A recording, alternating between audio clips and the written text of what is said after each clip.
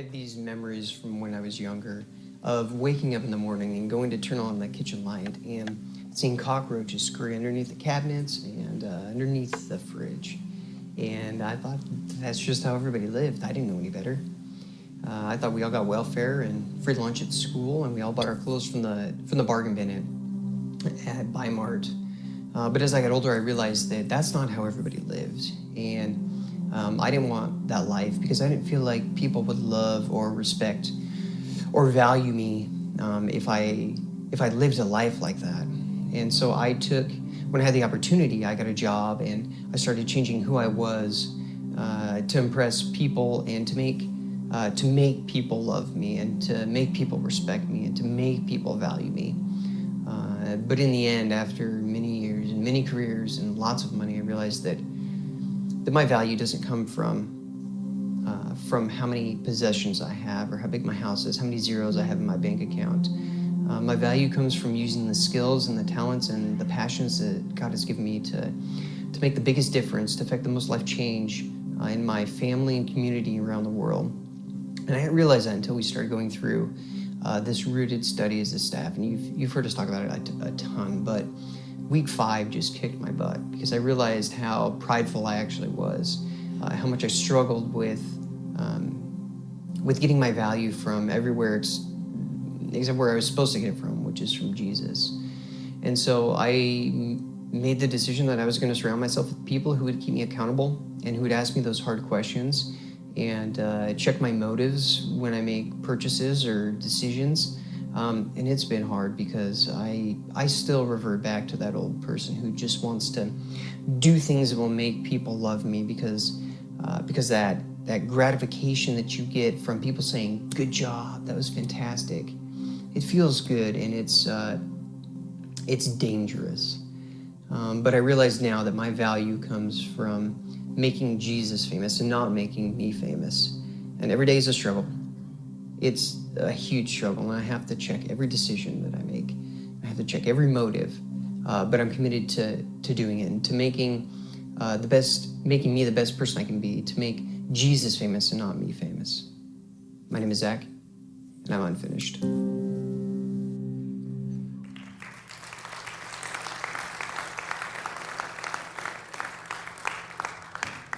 So I already did this first service to Zach, so he knows it's coming, and it's totally against what he just said. But he's been making these videos. Can we give him a round of applause? That's awesome.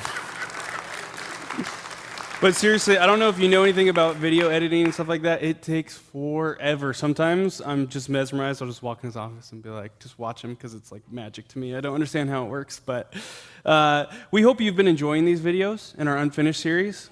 Our hope is that our staff can take that first step communicating that part of following Jesus, part of being a part of this Christian life is, hey, we still got a lot of stuff to figure out, right? And a lot of that comes from the book of Philippians. And so I just want to read it and kind of refocus us in like kind of what the main goal of this Unfinished series is, and it comes from this part of Philippians chapter 1. It says, starting in verse 3, "I give thanks to my God for every remembrance of you, always praying with joy for all of you in my every prayer. Because of your partnership in the gospel from the first day until now, I am sure of this, that he who started a good work in you will carry it to completion until the day of Christ Jesus." In other words, if you are here, if you are breathing, God is not done with you. And today what we're going to see in our message today is that not only is he not done with you and how you're working on yourself, he's also not done with you and how you are contributing to the bigger picture, to the bigger kingdom that he is making. And so we'll get into that the more we go today. So I'd love to start with a story for you guys. Now, I would be really surprised if anybody here remembers this. But when I was younger, my dad, one of the things we do together is like we'd go to sports games and things of that nature.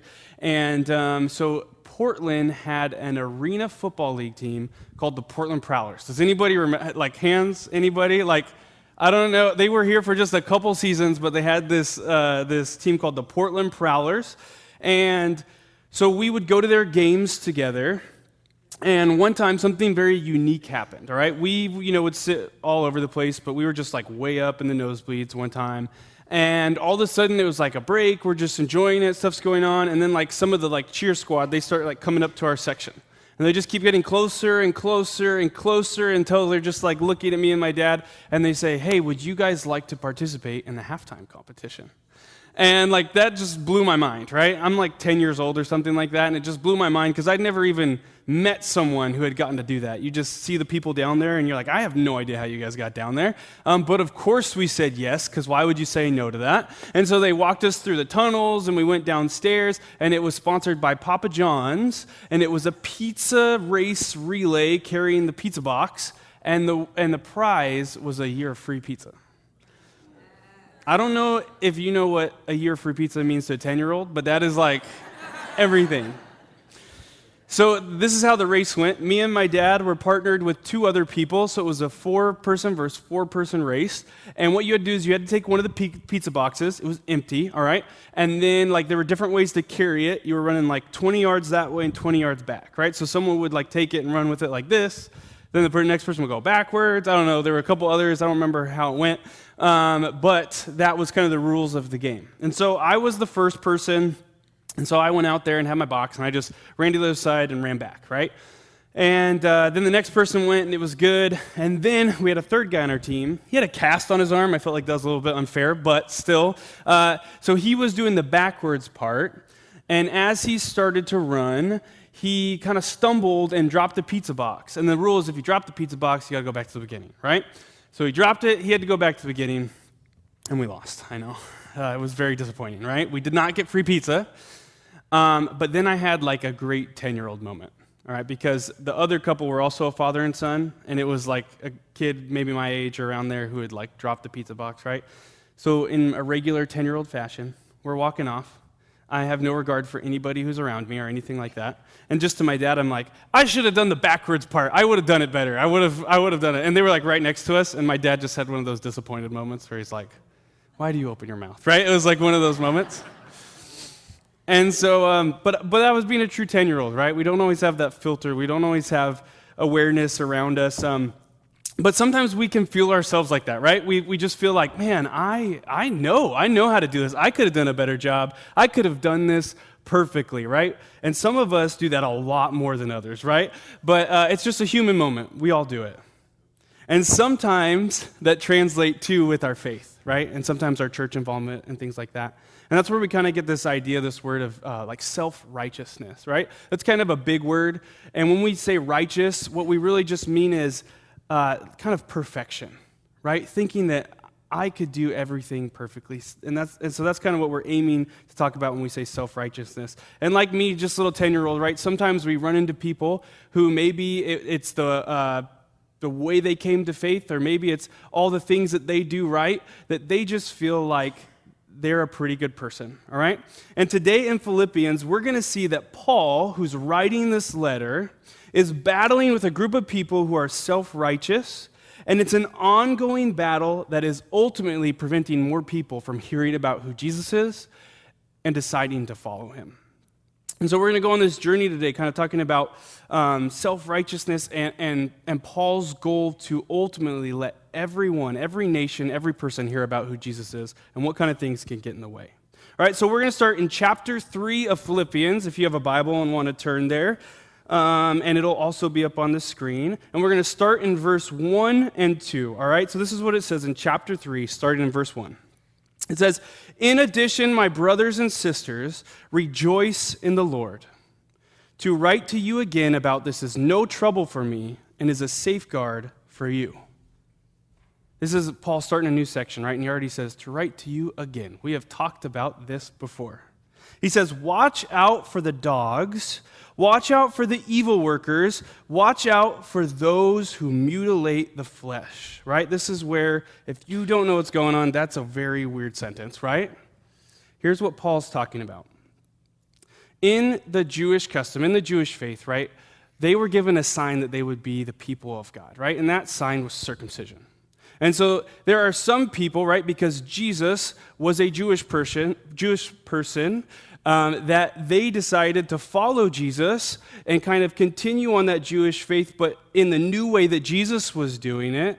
But some of them, because they were given this sign from God, because it's a huge part of who they are, because it's It's part of their history and how they came to know that God chose them as his people. Say, this is the way that it's got to be done.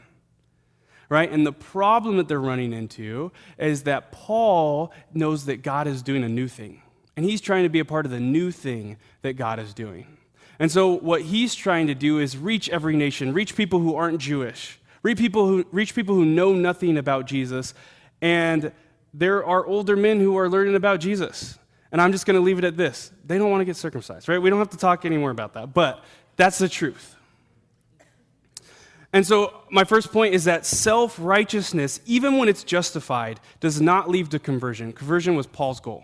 Here at Mountainview, we might talk about it like life change. That's what we like to talk is when we follow Jesus, our lives begin to change. Self-righteousness, even when it's justified, does not lead to conversion, right? They had every right to believe in this thing they were believing in. It was a part of their people. It was a part of their experience in learning about who God was and what he was doing in their life. They almost had a right to try and keep this thing going on. But the problem is that they're focusing on a work. And sometimes we focus on the method more than the reason why. And today we'll see that theme. We'll start talking about why versus how. And I'm just going to introduce it, so don't stay there, but we'll get back to it, all right? So let me tell you a little story. My first job, I was living in Southern California in Fullerton, and I started working at a little church. I started an internship when I was in college, and then I got a job there. I love that church. They are near and dear to my heart. There was great people. I learned a lot of things about being a pastor, about doing different things, but we were dying. We were a dying church, and we were getting smaller and smaller year by year. It was just the reality that we were living in. And it was funny because we would have these meetings. And we'd have the pastors and the elders, right? And we'd be meeting, and they're like, what are we going to do? How are we going to turn this ship around? Can we do this? Can we do that? Can we do this? And we always had this one elder, it just cracked me up. He was an older guy. And he'd always be like, we need to get back to tracks, right? Who knows what tracks are? So yeah, some people are like, I have no idea what I'm talking about. Basically, your church would like record these tracks, right? Or you would buy them from someone and share them. And they were just like a way to get people information about the gospel message, right? And you would go door to door, you'd pass them out. And the thing is, this elder and some people in our church, their lives were changed by tracts. But man, they just were not working for us. In fact, one day we decided to do this door-to-door thing, and we were mostly in a Hispanic and Korean-speaking neighborhood, and man, it was just terrible. Like, we saw nothing come from it. And it's not that tracts weren't bad, because they really, really changed some people's lives in our church. They were the reason that some people came to faith. It's just that things change, right? You guys know how much spam we get now, right? People don't even sell things door to door anymore because we are so skeptical of them by the time they get there. Emails, text messages, scam calls, right? It's just we live in a different world, and the how sometimes changes, even though the why stays the same. And this is what they're dealing with, right? Because you have these people who God's trying to do something new in the how, but they're stuck on the way that they first received it, right? And so the question for us today is, what might have been a great thing for you or for your generation, maybe that God spoke to you in a certain way, that might not be a part of what God's doing anymore? And how do we work through that? Because we're not saying it's a bad thing, but sometimes God's going to do something new, and we don't want to miss out on that. Sometimes we get caught up in how God speaks to us because we had a great experience, and sometimes we have done a lot of things right in our life. In fact, Paul probably realized that some of the people he's talking about, who he's kind of arguing with, they've done a lot of things right in their life. And so, because he feels the need next in our next section to share all the things that he has done right. So we're going to pick up in verse 3. Here's what Paul says. Paul says, "For we are the circumcision, the ones who worship by the Spirit of God. Boast in Christ Jesus and do not put confidence in the flesh. Although I have reason for confidence in the flesh. If anyone thinks he has more grounds for confidence in the flesh, I have more. Circumcised the 8th day, of the nation of Israel, of the tribe of Benjamin, a Hebrew born of Hebrews, regarding the law, a Pharisee, regarding zeal, persecuting the church, regarding the righteousness that is in the law, blameless." If that just sounded like a big list of confusing stuff, basically saying, I was the perfect Jewish person. Everything that you needed to do to be perfect, I did. But the truth is, and this is our second point, that self-righteousness, even when it's great, does not lead to conversion. Remember, conversion is Paul's main goal. Even self-righteousness, when it is great, does not lead to conversion. Let me tell you another story. When I was at school, I got a front desk job, right, which was a pretty sweet job as a college student because I could do my homework at the front desk, right, while I was just sitting there. I'd answer phones, I'd direct people, and then sometimes we would just get weird people, right? They would just wander into our school, and some of them were weirder than others, but also we would get a very unique situation where sometimes evangelists would come to our school, right? And they would walk onto our school, and I met them a couple times. And it was always kind of weird because we were a Christian school, and not that we don't have people who need it or we're perfect or anything like that, but it just was always a weird conversation. And so one time this guy came up to me when I was working the front desk. And he walked in, and he was like, "Hey, can I talk to you?" And I was like, "Sure, I'm not doing anything." And he said, "Do you know about Jesus?" And I was like, "Yeah, I know about Jesus. Like, I'm here. This is a Christian school. I'm studying to be a pastor." And he was like, "Do you know that Jesus saved you?" And I was like, "Man, that is my hope. That is my hope, that my salvation is in Jesus." He's like, "But how do you know for sure?" And I was like, "Well, I guess I don't know for sure, but that's my hope. My hope is in Jesus." And he's like,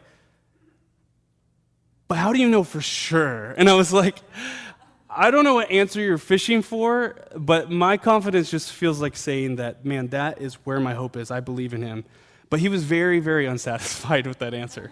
So I talked to him for an hour, and in this hour, he did most of the talking, and he was a machine. He knew so much scripture, and he was like, Genesis 4, bam, and then did you know that Romans 2, and then did you know that Acts 5, and it was like boom, boom, boom, boom, boom. And as I'm going, I'm like recognizing the greatness of his skill and how he can memorize probably like thousands and thousands of words. But it was just weird. And if the goal was to like convert me or to get me to say something that he wanted me to say, it was not happening, because I was like, what are we doing here? Like, you're talking, first of all, for 45 minutes out of this hour. Like, what is going on? But even though I could recognize this greatness he had, this skill he had, this perfection of what he was saying, the truth is that self-righteousness, even when it's great, it doesn't lead to conversion, right? We don't see life change happen because people are great at what they do. Because guess what? Paul had that resume. If anybody was going to be the leader to come in and boast about themselves and what they had done and how they were perfect, and that was going to be what changed people, it would have been Paul. But Paul had a counter to that, right? Because when people say that, no, you have to be circumcised, that's the thing that God gave us. That's the way that it happens. That's how we know he's our people. Paul says, no, the how's changed. The why's the same, that we are God's people. The how has changed. And Paul gives two instructions. He says, we worship by the Spirit, and we boast in Jesus. We worship by the Spirit, and we boast in Jesus. In other words, the how might change, even though the why stays the same. We'll pick up on that later.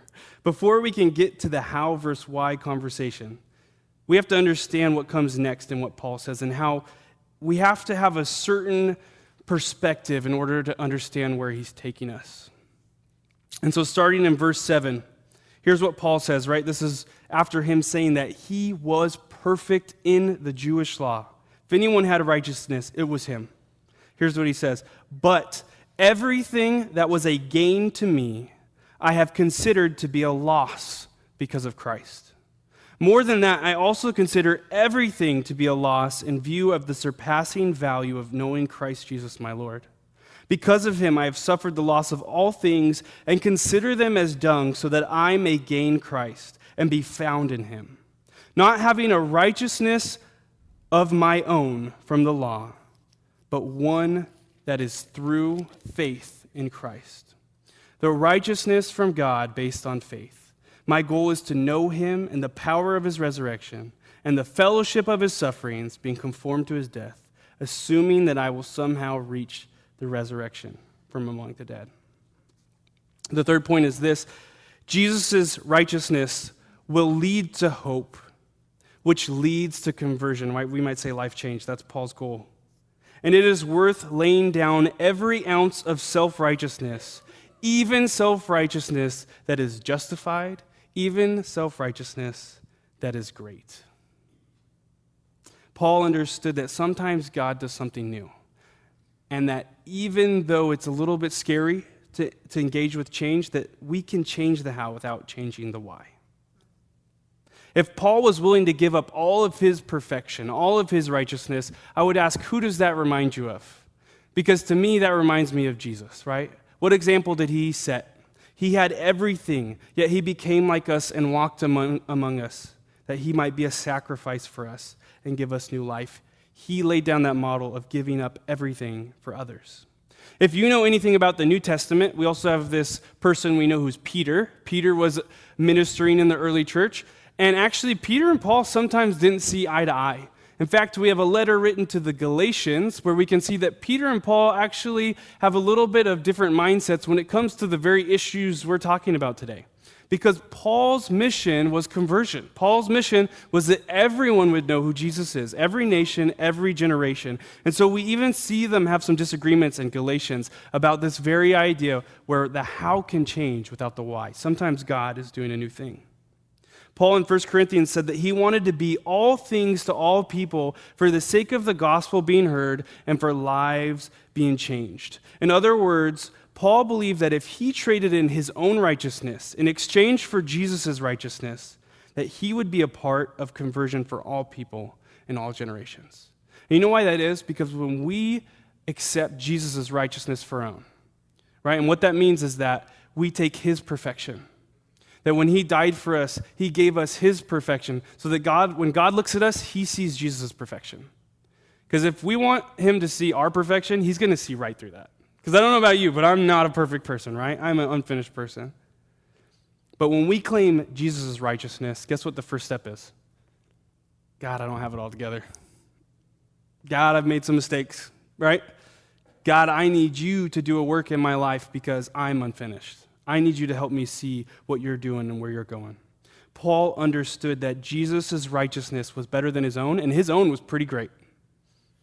But Jesus' is the best. Here's the bottom line. Christ's righteousness will revive, but self-righteousness will repel.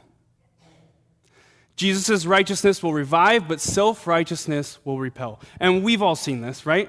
Who likes to be around people who are always telling you how much better they are than you, right? Or just criticizing you or just looking down on you, right?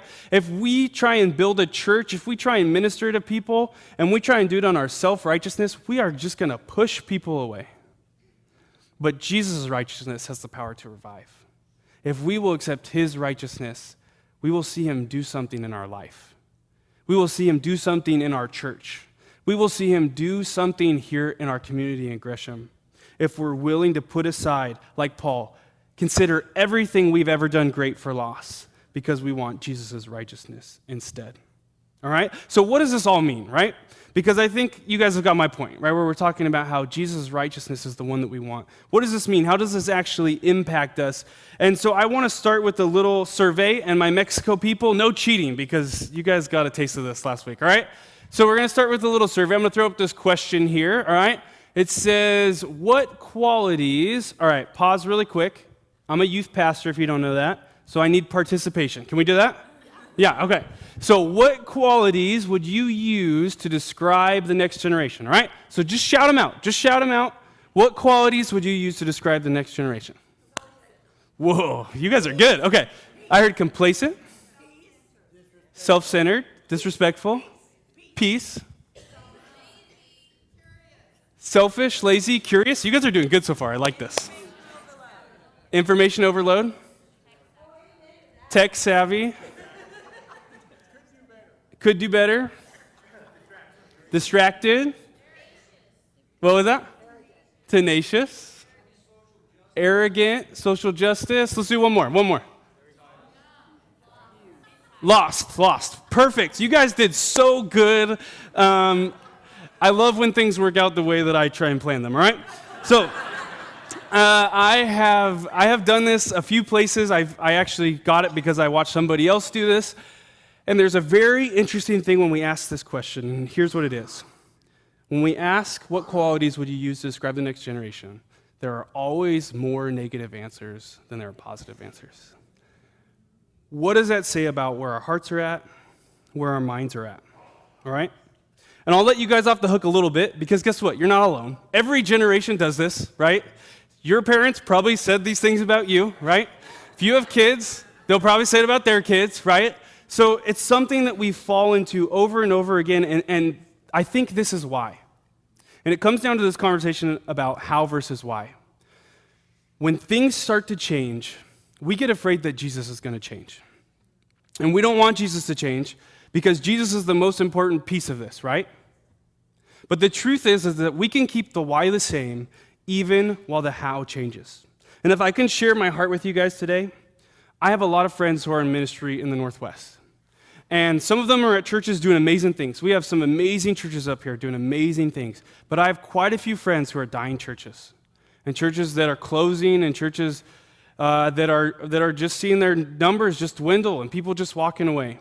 And I don't want that to become us here at Mountainview. I love our church. I love what we stand for. I love what we're doing. And I do not want to see us go down that path. And I think part of the way that we avoid going down that path is to do exactly what Paul's talking about in this chapter. Is that we will take Christ's righteousness, we'll give up our own for his, and that we will be open to how the how might change even though the why is going to stay the same. One of my favorite authors says it like this. He said that God spoke to Moses in Moses' days in Moses' ways. And that he spoke to Noah in Noah's days in Noah's ways. And David in David's days in David's ways. And Paul in his days in his ways. And whatever generation you're from, he spoke to your generation in your generation's ways. And guess what? The next generation, he's going to speak to the next generation in the next generation's ways. And however he spoke to you was vital, was important, was special. It might have changed your life, but he may have something new for the next people. And if we get so stuck on the act, if we get so stuck on the way that we came to it and our righteousness, we might miss the how and how he's doing something new. I got an age check recently. I'm 27. I just turned 27. I know it's not that old, but I got a reality check with my age because here's what happens, all right? I'm a student pastor, right? I deal with junior hires and high schoolers, right?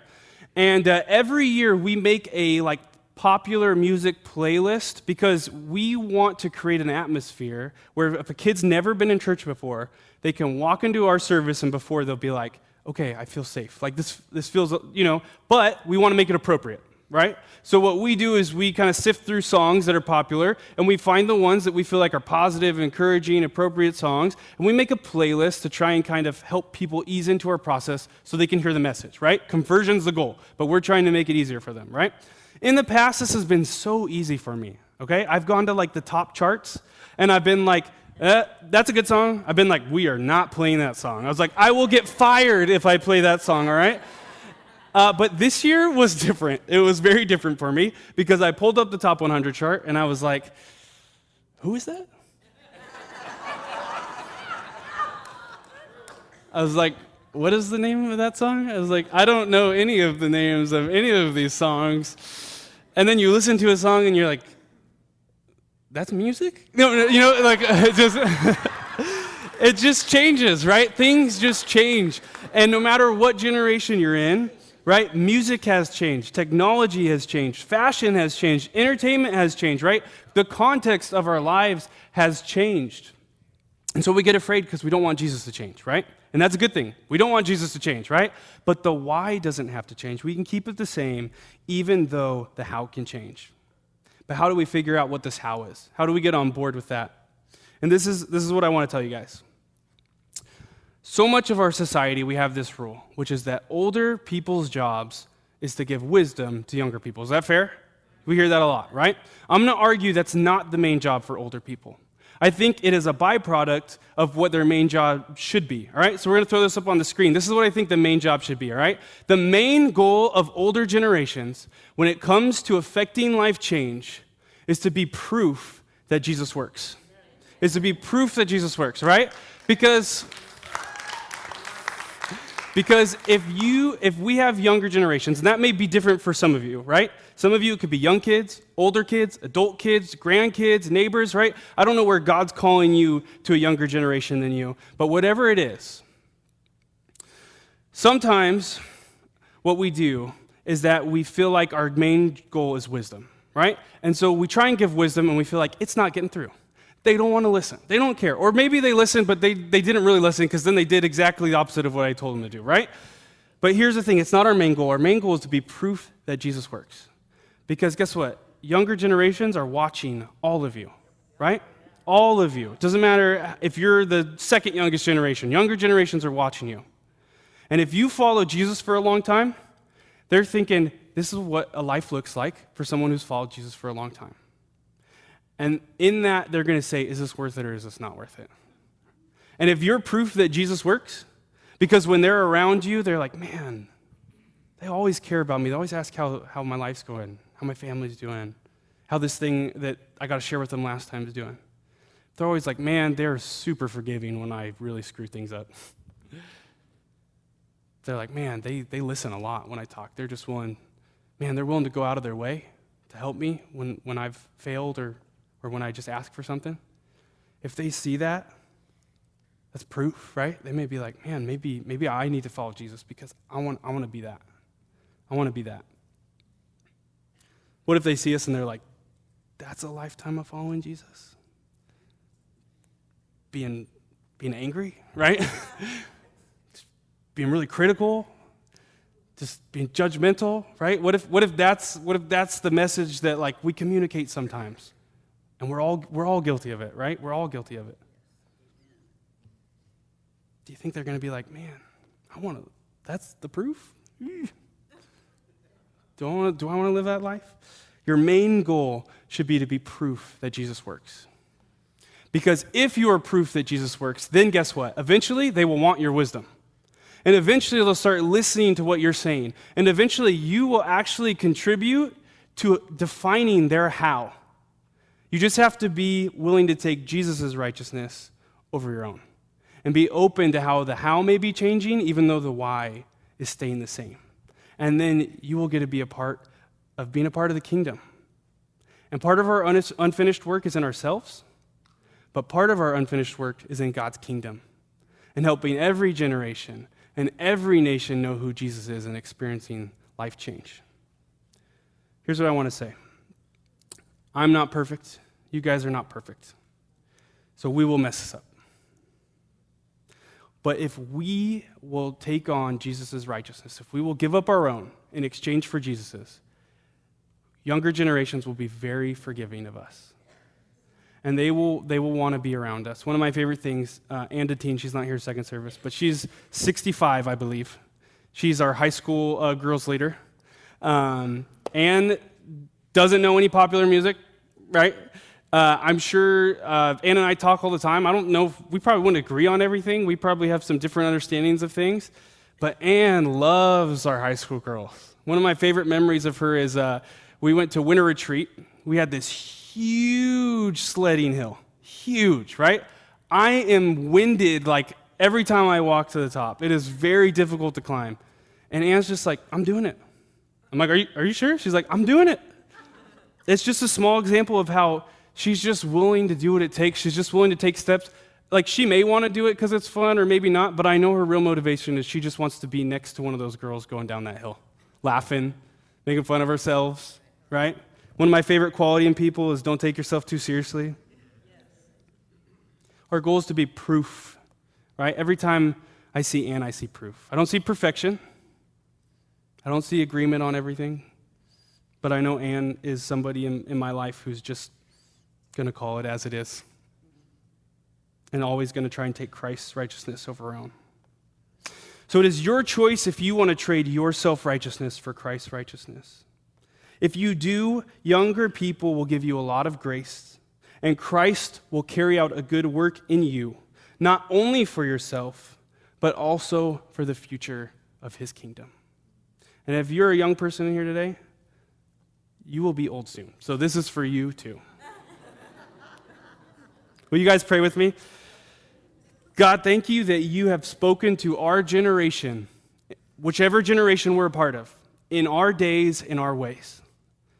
And for many of us here, the way that you chose to speak to our generation changed our life, changed some of our friends' lives, changed some of our family members' lives, and we should be so thankful for that. Help us to be open to how you do new things and where you do new things, even when we don't understand them, even if we're not sure about them, but because we know that the why will always be the same, that Jesus Christ died for us and gave us his righteousness, that we may be blameless in front of God.